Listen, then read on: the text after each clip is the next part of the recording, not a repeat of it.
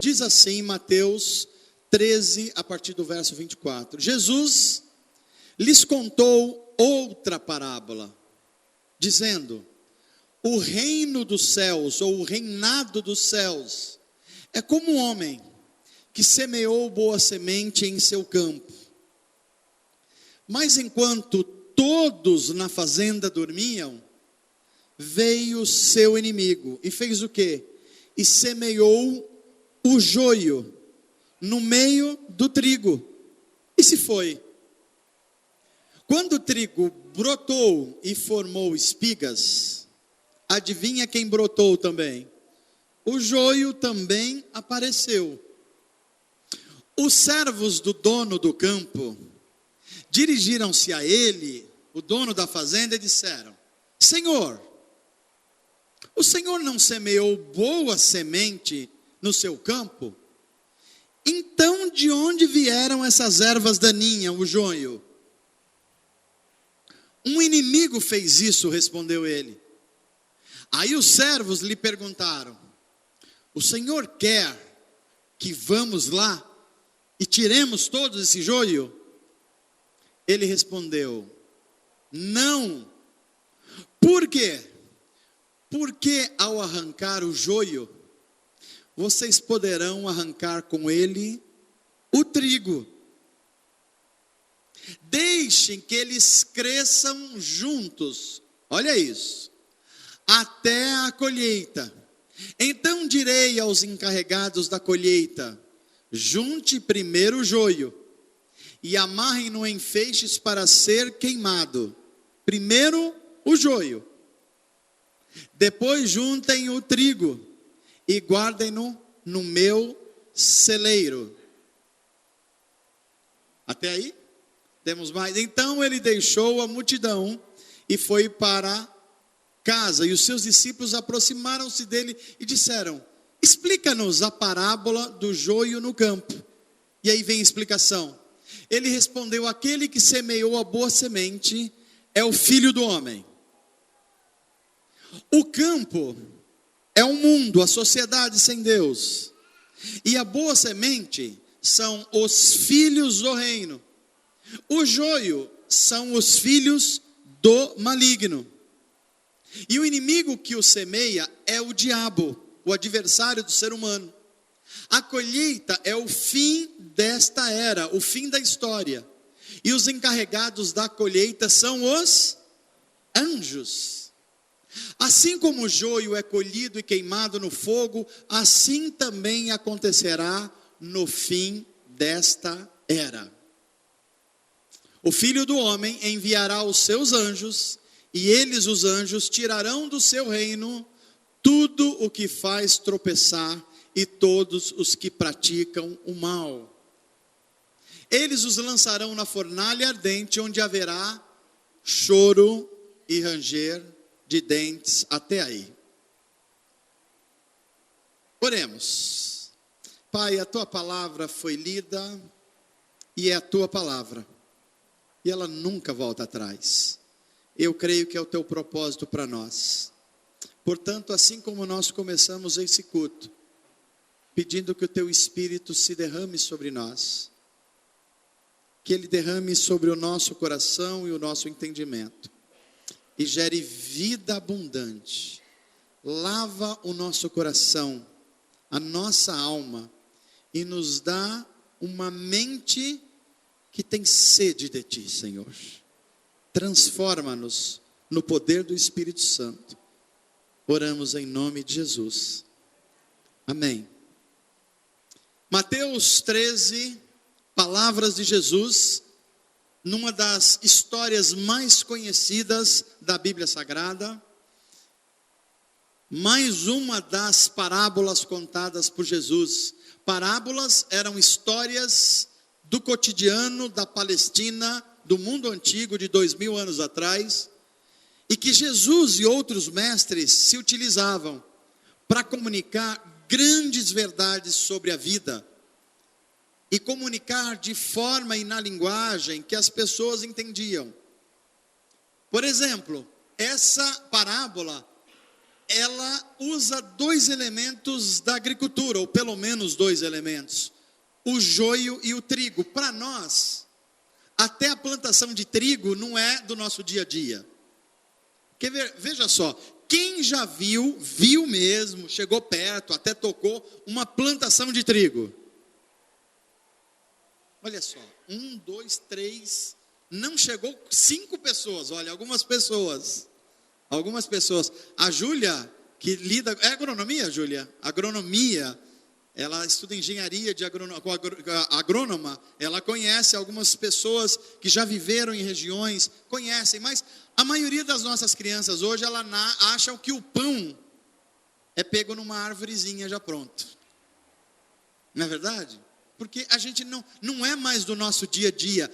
Mas na Palestina de 2000 anos atrás, todo mundo sabia o que era trigo. Agora, quer ver o que é mais complexo? Quem aqui já viu joio? Zerou, né? Nunca viu um joio, Renan? Pois é, esse nome é estranho para nós, né? Pois é, joio é uma erva daninha. É aquilo que nasce numa plantação e que não era para nascer. Quem planta um pouco, sabe do que estamos dizendo, né? Às vezes você planta lá uma coisa, começa a vir outras coisas juntas. Você fala, não era para vir isso aqui vai sufocar, isso aqui é uma praga. Pois é, joio é uma praga. É uma coisa que não deveria estar crescendo, mas está crescendo, e joio cresce. Jesus utiliza essas 2 figuras para fazer uma analogia de como é a vida dos seres humanos.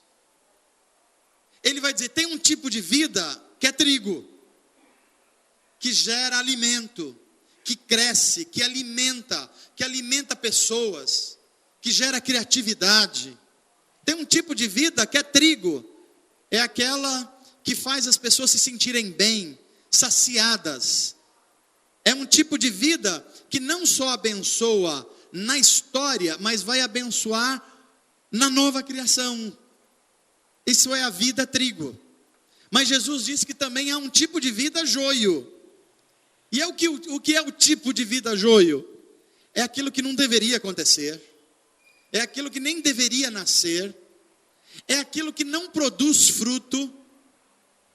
É um tipo de vida que só ocupa lugar, mas não produz. Já pensou?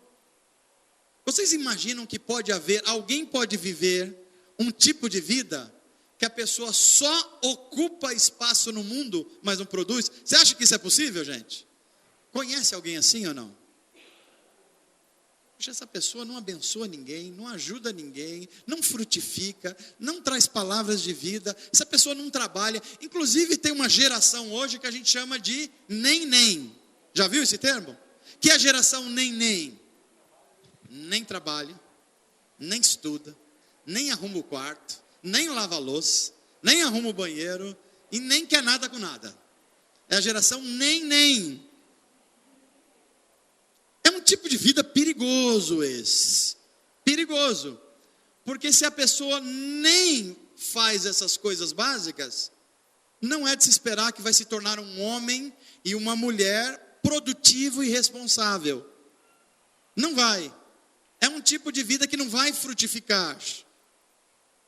É curioso que há pensadores que estão analisando esse tempo nosso e dizendo que há muitos jovens e adolescentes revolucionários que querem revolucionar o mundo, mas ainda não aprenderam a arrumar os seus quartos. Não é curioso isso? Vamos mudar o mundo, vamos mudar a política, vamos mudar as leis, vamos. Ok, vamos arrumar o quarto. Não, isso é demais para mim.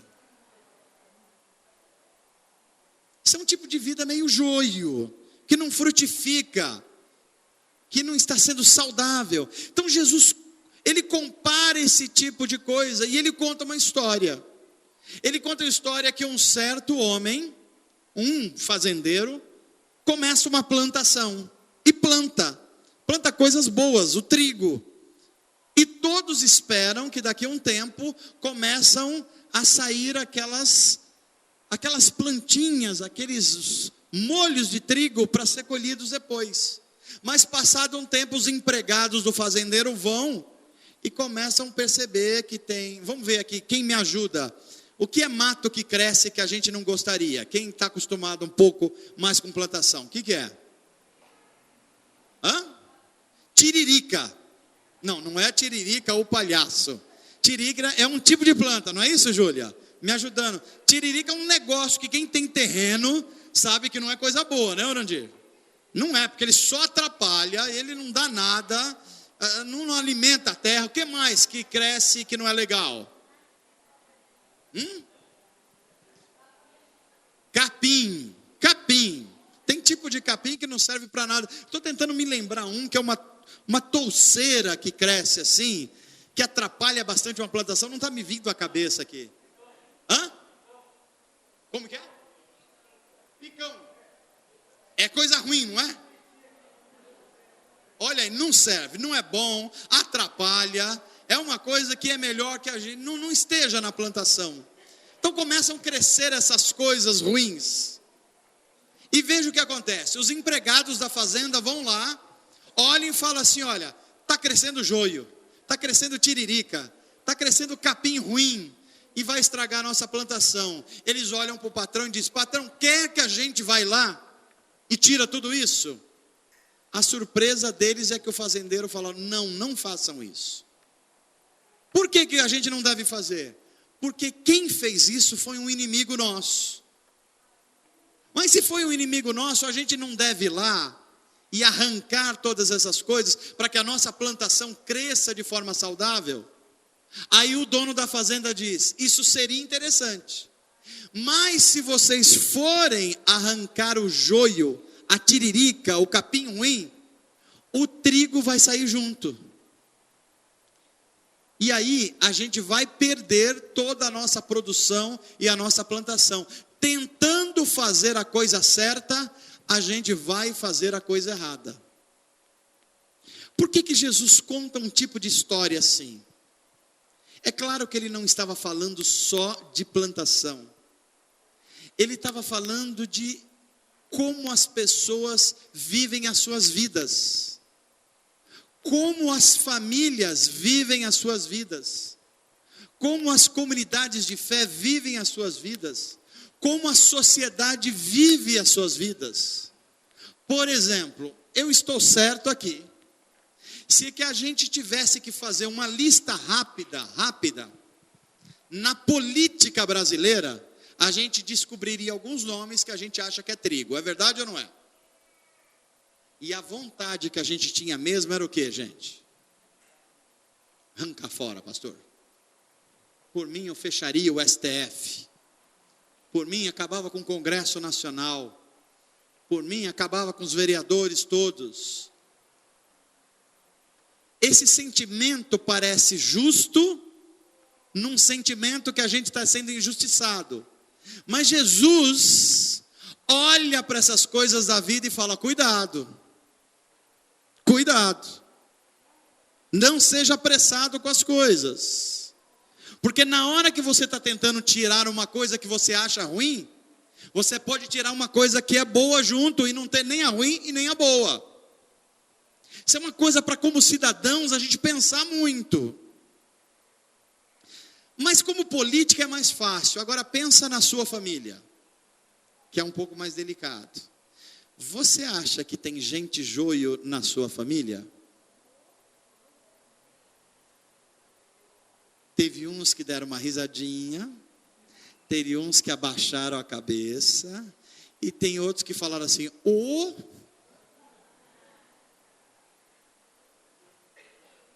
quem está mais perto da gente é mais difícil. Porque a gente acha mesmo que o cunhado da gente é mala, não é não, gente? Tem cunhado mala? Eu não tenho.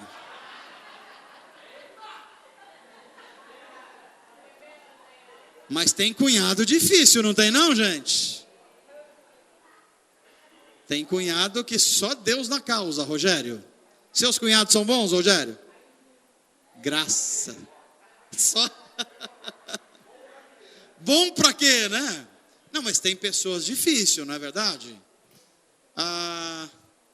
Quando quando a gente começa a olhar para pessoas que estão perto da gente, a gente pode ser tentado a falar assim, olha, se essa pessoa me ouvisse, se essa pessoa fizesse como eu, se essa pessoa se comportasse como eu, se essa pessoa fosse ao culto como eu, se essa pessoa tivesse uma vida moral como a minha, ela não estava passando por nada disso. Por quê? Porque ela está vivendo uma vida que é joio. Na verdade, eu acho que eu vou deixar para trás. Na verdade, eu vou abandonar. Senhor, quer que arranque da minha vida? Quer que eu não fale mais? Quer que eu não ore mais? Quer que eu não me importe mais com essa pessoa? Porque está fazendo tudo errado. Olha só o tipo de vida. É um tipo de vida joio. Quer que eu faça isso? O que Jesus falaria para nós olhando para essa parábola? Ele diria, cuidado. Não arranque o joio, porque você pode tirar o trigo junto.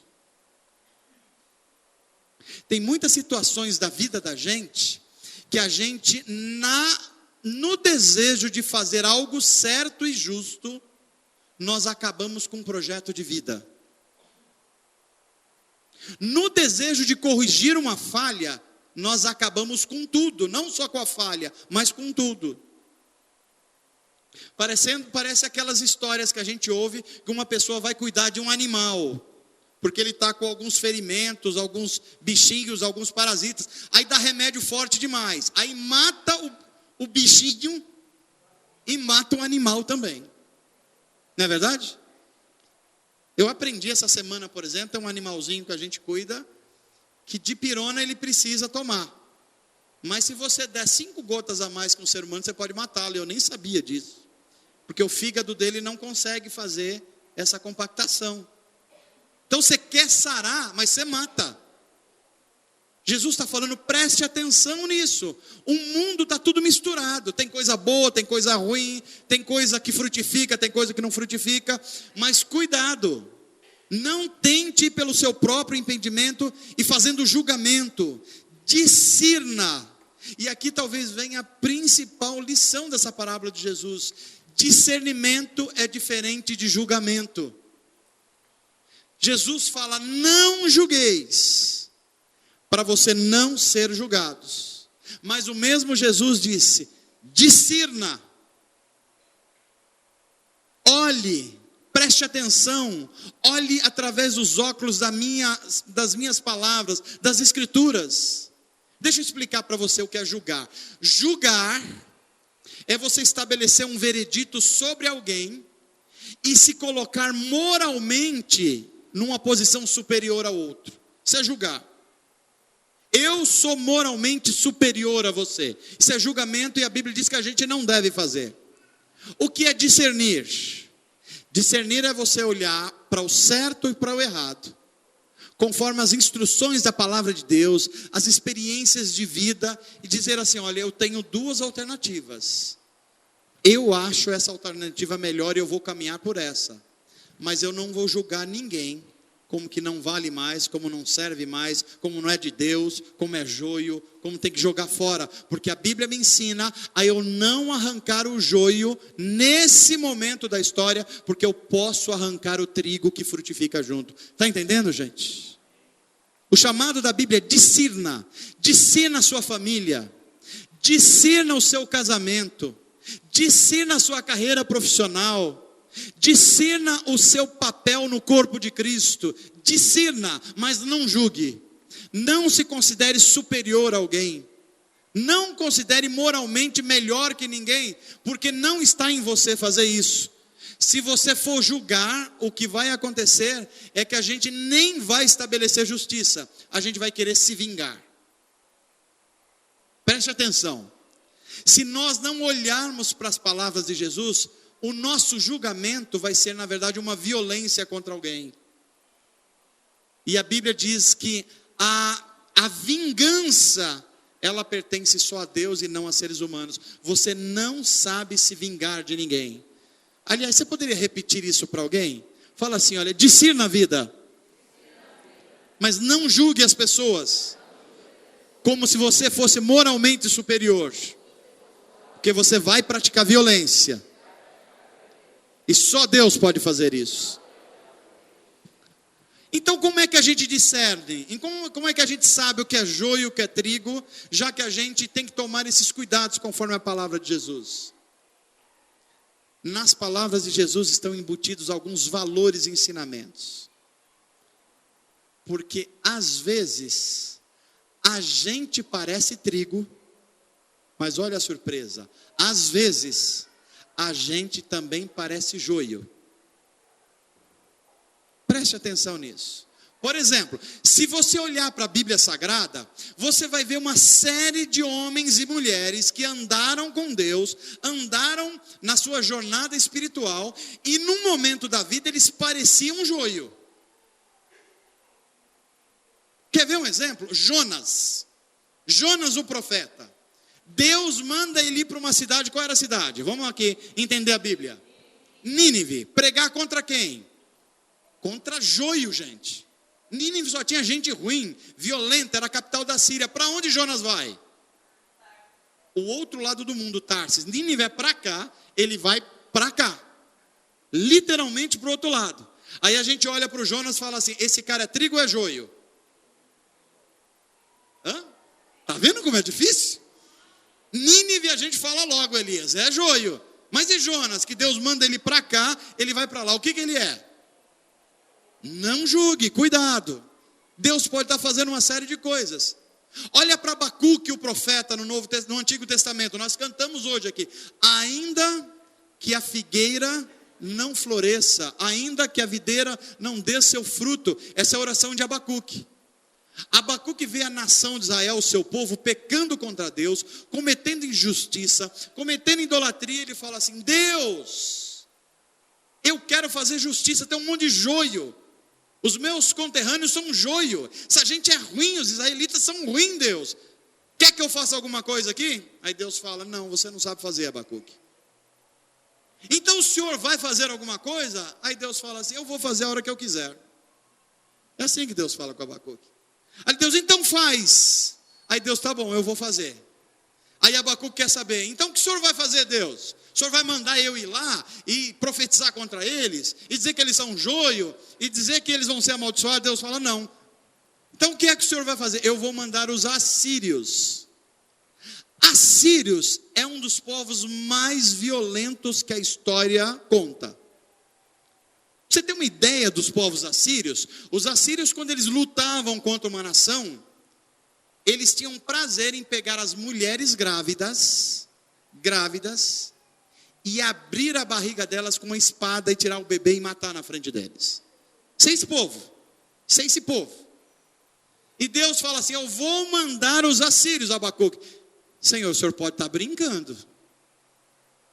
Nós somos Israel. Pois é, mas você não pediu para eu julgar Israel? Sim, pedi, eu vou mandar os assírios. Não, os assírios não, Senhor. E quando você vê a história de Abacuque, você vai ver que Deus manda. Os assírios vão lá e fazem uma carnificina em Israel. Aí Abacuque ora de novo. Deus, o que o senhor fez? Eu julguei Israel. Mas o senhor mandou os assírios. Pois é, agora eu vou julgar os assírios, que eles fizeram muito mais do que eu mandei fazer. Então agora eu vou julgar. A pergunta é, quem é joio aí? É Israel? São os assírios? É o profeta Abacuque? Quem é joio? A gente não sabe. A gente não tem o discernimento que Deus tem. Então antes da gente dar um vaticínio último, dar uma palavra última, a gente deve prestar atenção em algumas coisas. E aí começam a surgir alguns valores. Aprendendo com Jesus, julgar ou discernir. E o primeiro valor que eu queria que você prestasse atenção, essa coisa aqui, olha, é esse valor que flui dessa parábola, que é muito difícil a gente entender. Olha o que está escrito aqui. Coisas ruins também acontecem a pessoas boas.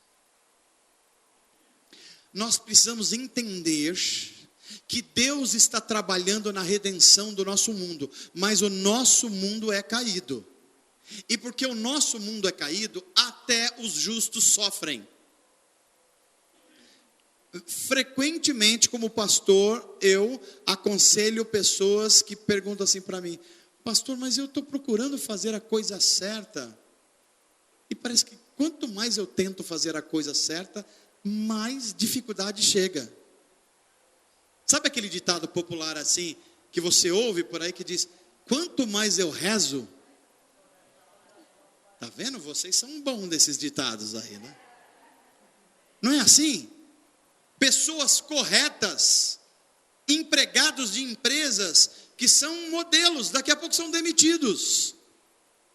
Pessoas que são gente boa, daqui a pouco tem um diagnóstico médico, que você fala: não, mas podia ser outra pessoa, podia ser um joio. A gente não fala assim? Tem tanto joio, gente ruim por aí, que podia estar com essa doença, mas essa pessoa não podia. A gente acha que o mundo funciona assim. Certa vez alguém me perguntou assim: mano, se a gente obedecesse a Deus plenamente, eu, por exemplo, vai lá, se eu obedecer a Deus em tudo, corretamente em tudo, eu não vou experimentar o mal no mundo? Eu disse não. Não como negativa do que ele está falando. Por quê? Porque eu dependo de você também não fazer o mal. Porque se eu fizer o bem apenas, mas eu vivo no mesmo mundo que você, e você fizer o mal, o seu mal vai me atingir. Não tem jeito. Não tem jeito. E se o terceiro fizer o mal? Pois é, vai me atingir também. Aí a pergunta que me veio é: então se eu fizer o bem, e você fizer o bem, e a Gislene fazer o bem, e o pastor Juvenal fizer o bem, o que acontece? Eu falei: se isso acontecesse, a gente estava dentro do Éden e não fora. Nós estamos fora do Éden. Então no nosso mundo coisas ruins acontecem a pessoas boas. Então o Evangelho não é um seguro contra as coisas ruins. O Evangelho é a preparação do Espírito Santo e da palavra de Deus para você aprender a resistir no dia mau. É você ser forte no dia da dificuldade. É você aprender a andar num mundo que é possível que o mal te atinja também, no sentido de que você sofre com as pessoas. Por exemplo, se eu for cristão, eu tenho dor de cabeça? Tenho ou não tenho, gente? Mas eu não sou um filho de Deus. E por que é que eu tenho dor de cabeça? Porque eu vivo num mundo caído. O meu sofrimento eu compartilho com a humanidade. Então algumas coisas que acontecem à humanidade acontecem comigo. Se eu sair à rua, estiver chovendo, e eu falar assim: em nome de Jesus, eu sou filho de Deus, não vai chover sobre mim, só vai chover todo mundo. Vai acontecer isso, gente?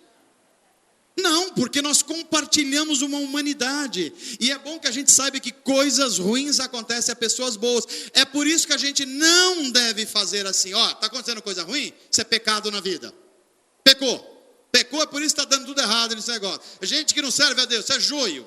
Não, Jesus fala: não façam isso. Você não sabe o que está acontecendo, porque teve muita gente que foi joio ou parecia joio, mas Deus transformou em trigo para a glória de Deus. Amém, gente?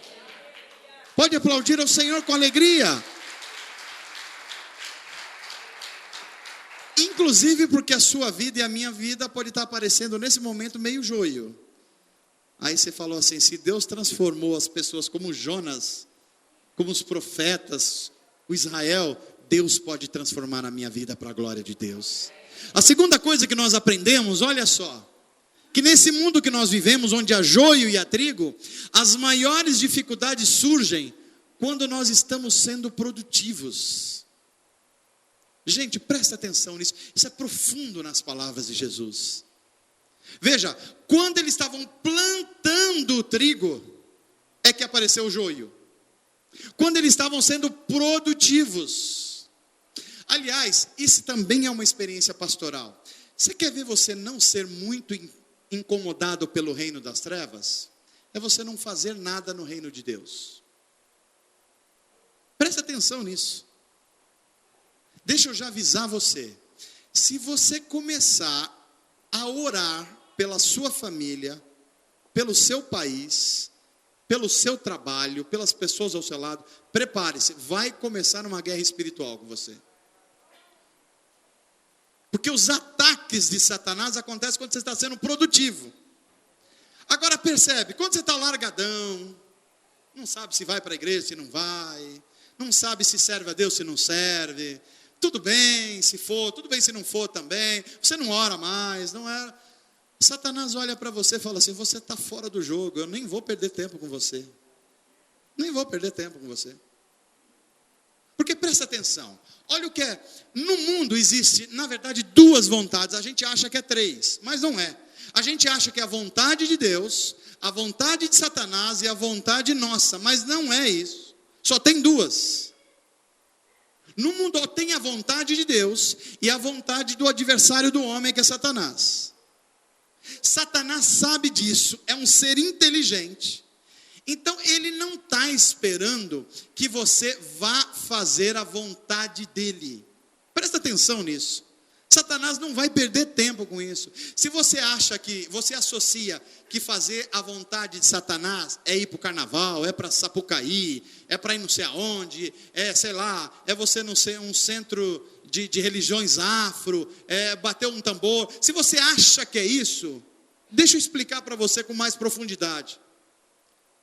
Satanás não precisa que você faça a vontade dele, Satanás. Ele só precisa que você faça a sua própria vontade. Porque se você estiver fazendo a sua própria vontade, você não estará fazendo a vontade de Deus, o seu Criador. Deu para entender? Isso é fundamental que a gente compreenda. Então, o papel de Satanás é tirar você do jogo, é desanimar você, é colocar você fora do jogo. É você não amar a palavra de Deus, não amar o povo de Deus, não amar as pessoas perdidas. É você falar assim, ó, tudo é joio, as pessoas não funcionam do jeito que eu gosto, eu acho que as pessoas também não gostam de mim, eu não gosto das pessoas. Se eu pudesse, eu arrancava algumas pessoas da minha vida. Jesus vem e diz, não! Você não sabe quem é o trigo, quem é o joio. E tem trigo parecendo joio, e tem joio parecendo trigo. Então não arranque, deixe que esse é um trabalho meu. Amém, gente? Então é por isso que nós aprendemos que as maiores dificuldades surgem quando você começa a ser produtivo. Mas a palavra de Deus diz, para mim e para você, maior é o que está em nós do que o que está no mundo. Amém, gente? Olha o terceiro princípio que nós aprendemos. Joio e trigo são parecidos enquanto estão crescendo. A gente não consegue identificar. Não consegue. Você já teve a experiência de, talvez se você é pai de uma menina, chega o menino e fala assim, eu quero namorar com a sua filha. Aí você olha assim e fala assim, isso é joio ou é trigo? Hã? Aí o menino é bom uma semana, você fala assim, parece trigo. Daqui a pouco você pega a primeira informação e fala, é joio. Isso é joio. Passa 3 dias, ele dá uma melhoradinha, deve ser trigo.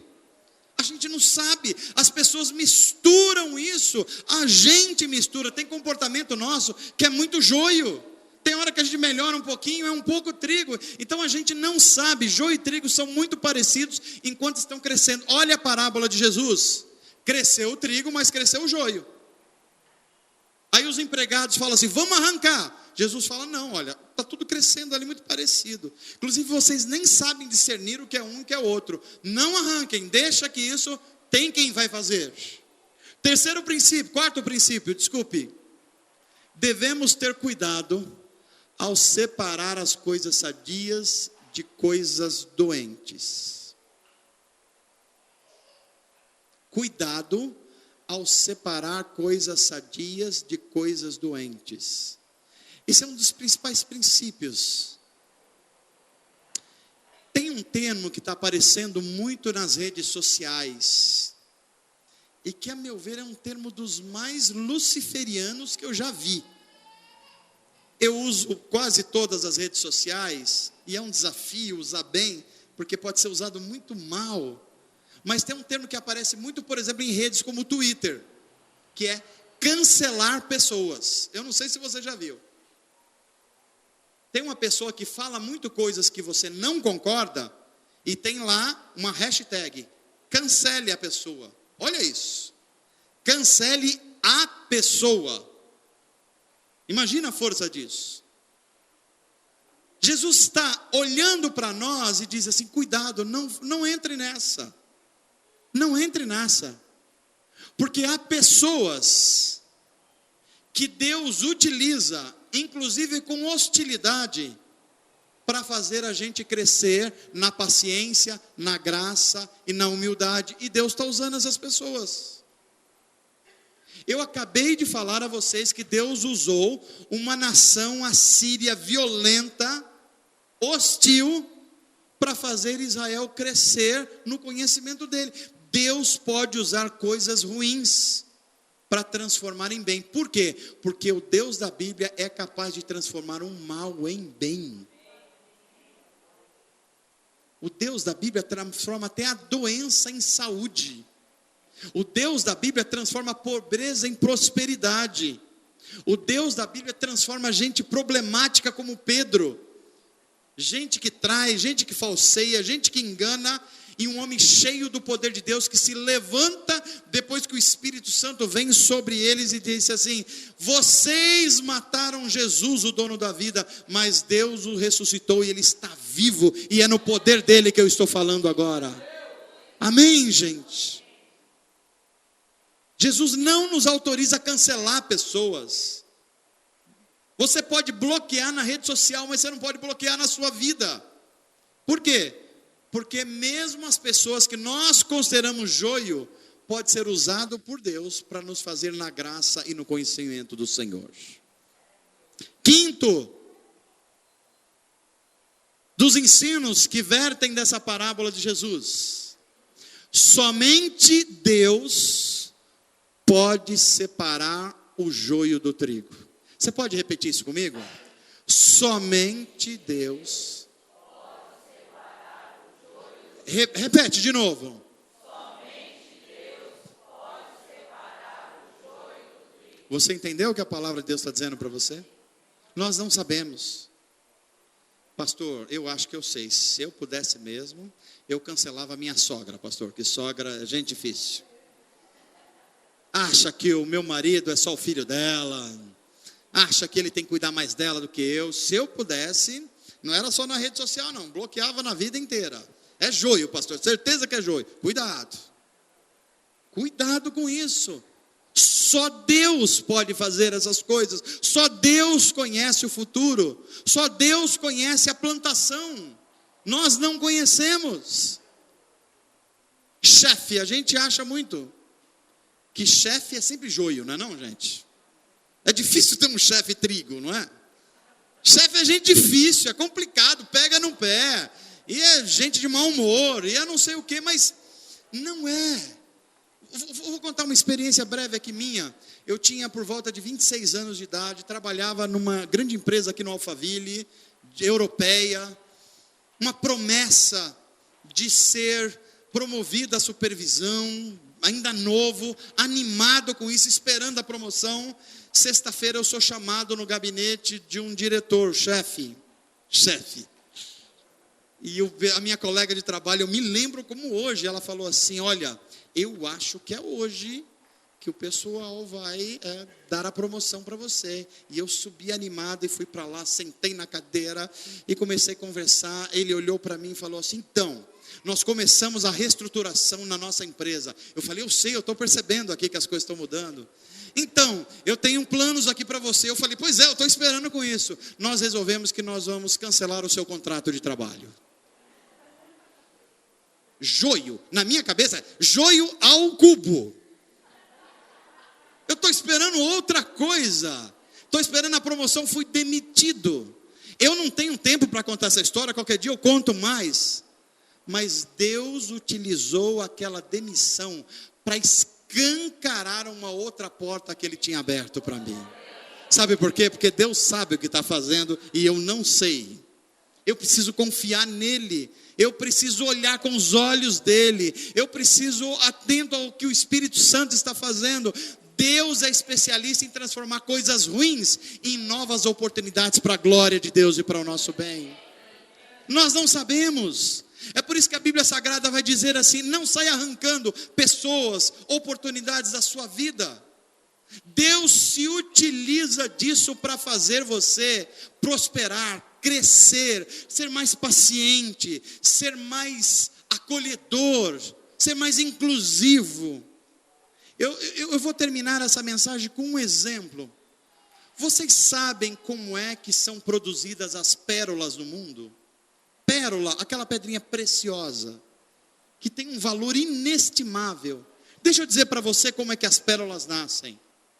As pérolas nascem de algo que você talvez nem imagine, que é uma ostra. A ostra está lá na praia, na região marítima. Enquanto ela está saudável, sem nenhuma dor, nenhum sofrimento, ela jamais vai produzir pérola. Sabe como a pérola começa a ser produzida? Quando um grãozinho de areia entra lá na ostra e pega uma parte nervosa dela, no nervo. Então a areia bate no nervo dela. O que a ostra sente? Dor, irritação. Quanto mais pedrinha de areia, mais irritação. E quando ela começa a ficar irritada, dolorida, ela vai soltando uma substância química. A dor e o sofrimento dela vai gerando uma substância química. Essa substância química, à medida que ela vai se avolumando, vai transformando isso na pérola que nós conhecemos hoje. Sabe o que Deus está fazendo comigo e com você? Permitindo que algumas areiazinhas entrem lá onde dói em nós. E a gente fala, é joio. Ele falou, não. Deus, eu vou arrancar porque está doendo. Ele fala, não. Você não sabe discernir isso. Você não está vendo como eu estou vendo. Deus, eu não aguento mais. Ele falou, não, quem sabe o que você aguenta sou eu, não é você. Não, eu vou arrancar, vou cancelar as pessoas da minha vida, vou mudar, vou tomar as minhas decisões. Deus fala, não. Não arranque o joio, deixa que eu sei na hora certa, e na hora certa eu vou arrancar o joio, e aí o trigo vai florescer na sua vida para a glória de Deus, para o vosso bem. Amém, gente? Eu queria que você saísse hoje com uma convicção, que Deus pode transformar as dores e o sofrimento da sua vida, essas areinhas que entram na ostra, numa grande pedra preciosa. Ele está fazendo isso. O que eu faço então, pastor? Não cancele ninguém, não arranque ninguém a seu bel prazer, não tire ninguém da sua vida, não tome decisões que não sejam baseadas na palavra de Deus, não haja por impulso, não queira resolver do seu jeito, mas deixe que da plantação do Senhor, Ele sabe como cuidar. Amém, gente? E o que a gente deve fazer? Então, pastor, tanto faz eu plantar trigo como joio? Não. A Bíblia manda você plantar trigo. É isso. Paciência, humildade, fidelidade, domínio próprio, bondade, confiança. Planta trigo. Mas e se o joio vem junto? Segura a onda, que Deus vai no tempo certo arrancar, mas você não arranca não. Porque você pode arrancar a coisa ruim e vir a coisa boa junto. Deus sabe tirar as coisas na hora certa daquilo que não serve para a nossa vida. E o que significa isso? Significa que a gente deve terminar um culto como esse dizendo: Santo Espírito, Tu és bem-vindo na minha vida. Não deixa eu me enganar não, porque às vezes eu que pareço joio na vida de alguém, não é verdade não, gente?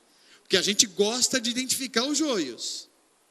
Mas você acha que às vezes a gente não se parece com joio na vida de alguém? E já pensou se a outra pessoa quiser arrancar a gente da vida? A gente fala, não, é só Deus que pode arrancar isso. Aí Deus olha para a gente e fala assim, por isso que você não deve arrancar ninguém da sua vida, porque só eu sei o que fazer na hora certa. Amém? A palavra de Deus falou a você? Você aprendeu a discernir pela palavra de Deus? Vai plantar bastante trigo para a glória de Deus ou para o seu bem?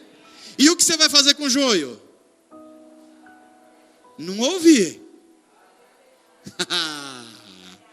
Vai ser colocar diante de Deus e falar, Senhor, se essa areinha tiver que entrar dentro dessa ostra que sou eu, me dá graça para eu aguentar o tranco, porque na hora certa o Senhor vai produzir a pérola que vai engrandecer o teu nome. Amém? Que Deus te abençoe em nome de Jesus, para a glória de Deus.